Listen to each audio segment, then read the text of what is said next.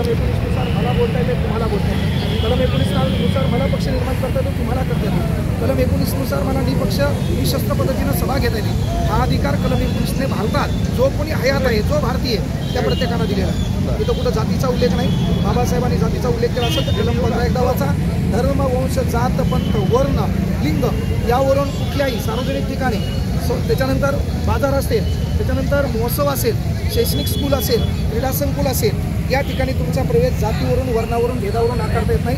ही जर पहिल्यांदाच समानतेची नांदी कुठं पेरली गेली असेल तर ती बाबासाहेबांनी शेवटचा प्रश्न तर सगळ्यात महत्त्वाचा आहे की शालेय जीवनापासून संविधान ही पुस्तकात अभ्यासक्रमात आली पाहिजे. केंद्र शासन आणि राज्य शासनाच्या मार्फत ज्या माध्यमातून खऱ्या अर्थाने विद्यार्थ्यांमध्ये आणि लोकांमध्ये जनजागृती.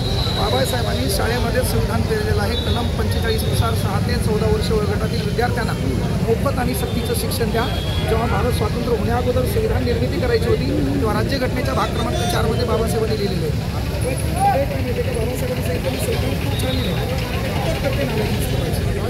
संविधान आपला आदर्श आहे, देशातली जनताही आदर्श आहे. फक्त माथे भडकवणारे काही लोक असतात. त्याच्यापासून जर आपण सुरक्षित राहिलं, युवक वर्गांना त्याच्या हाताला काम मिळालं, त्याची बेरोजगारी समोर नष्ट झाली तर नक्कीच भारत हा आदर्श आहे. आदर्श होता आणि आदर्श राहणार. पुढे साहेबांसारखे नेतृत्व मागील 40 वर्षापासून परिवर्तन नेतृत्व ही चळवळ करतात.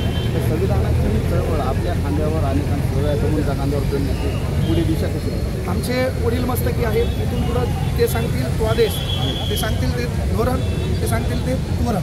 त्या पद्धतीनं काल आम्ही म्हणजे मुळात ही संकल्पना घेऊनच त्यांच्याकडे गेलो.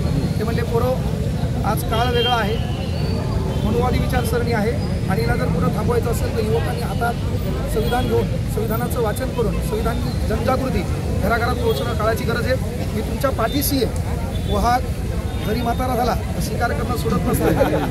ती बुलंद तोफ आहे. त्यामुळे येणाऱ्या काळात फक्त वडील मस्तकी आमच्या पाठीशी ते उभे राहतील. त्यांनी जे आदेश सांगतील, संविधानाची जनजागृती नाही, या भारताला एकत्र कसं आणता येईल याचा सर्वोपरी आम्ही प्रयत्न करणार आहोत. सर 50,000 संविधान